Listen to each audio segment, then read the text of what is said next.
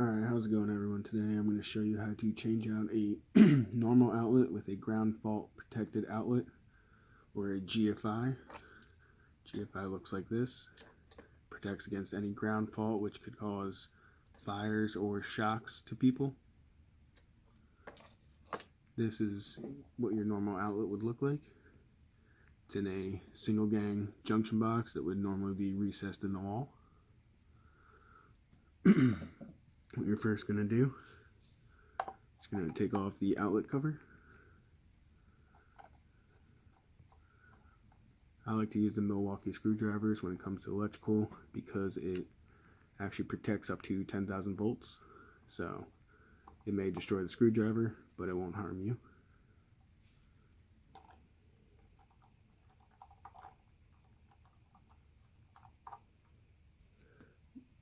This is what your outlet will look like. You'll then take your screw gun, in this case using a Ryobi impact gun. You'll unscrew the outlet.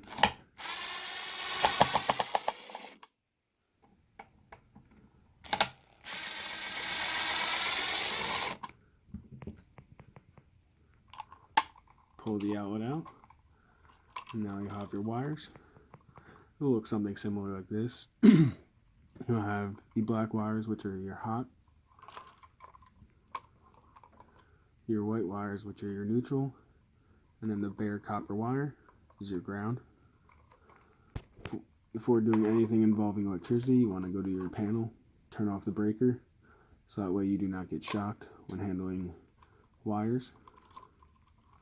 At this point, what you're going to want to do, unscrew these screws for the hot.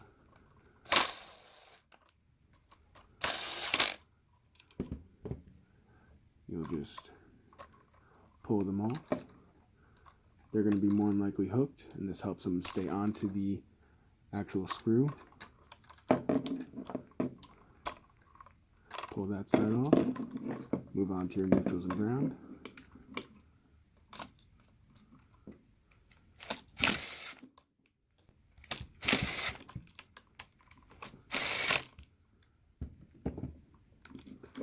And you'll pull these off.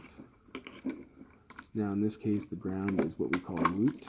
If you look inside the box, you'll see there's a wire nut inside that connects the two grounds. And looping is an easy method since the wire is bare. It's just a very easy method to attach two grounds to each other. Now for the GFI, it has up here, it says line. This is from where your actual electricity is coming from, the actual panel. And load, this is where you're sending from the line into the load, which then carries on without the circuit. In our case, at my job, we usually tape the line side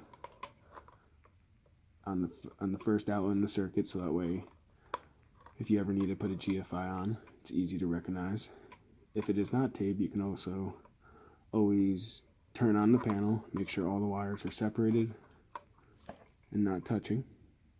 And you take a tester and see which lines are hot. It's another easy way. Now for this GFI, it needs to be slotted inside those holes, so these hooks would not work. So what you're going to do, you'll take these. I normally do is I'll just snip them and recut them.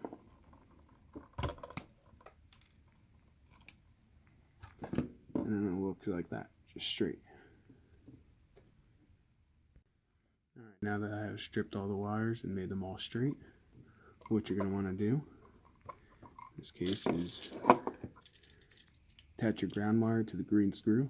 Green always represents ground, so it's easy to recognize. You'll take it, take the loop, wrap it around the screw, like so. Take your screw gun,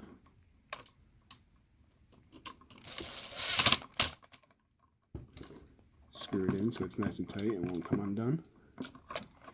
Then you'll want to take your black wires, which resemble your hots, and always screw them on the gold side. Gold is hot, silver is for your neutrals, and green is for your ground. And then remember, you always want to take your line and put it where it says line. And in this case, for the black, you want to put in the gold screw. Screw that in, nice and tight. Then take your load, stick it in, and then screw that one nice and tight. And it'll look like that. Then we'll do the same side for the neutral, and again, your line side will go into the line. Screw it in.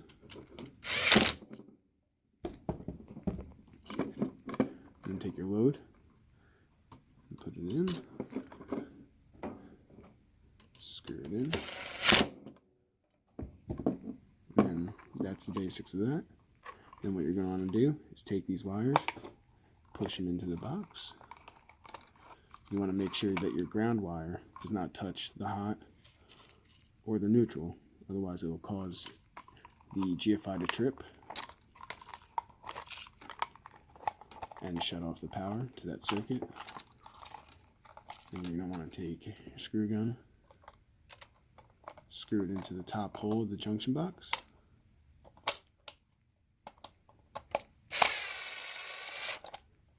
And then do the same thing on the bottom.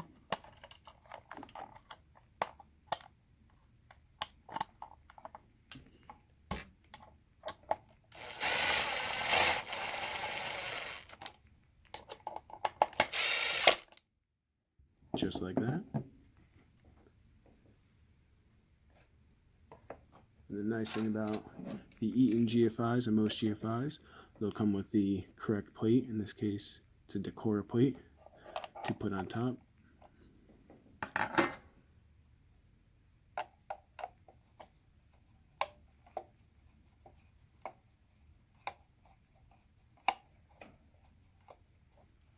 And just screw it in so it's nice and snug. When it's on sheetrock, you just want to screw it in just so it's flush with the sheetrock and doesn't show any, bulges or anything, just so it looks good. And for the added effect, I tend to make the screws go up and down just as a uniformity thing. Makes it look nice when the whole house looks the same. Now when you turn the power back on, this light will be orange, which will signify that it's been tripped. And it just does that so you can realize that it's on. And all you're going to do is hit reset, push that in. Now if any outlet or light on the circuit comes back and trips due to a ground fault reason, it'll trip this before tripping the panel. And that's it. Thank you.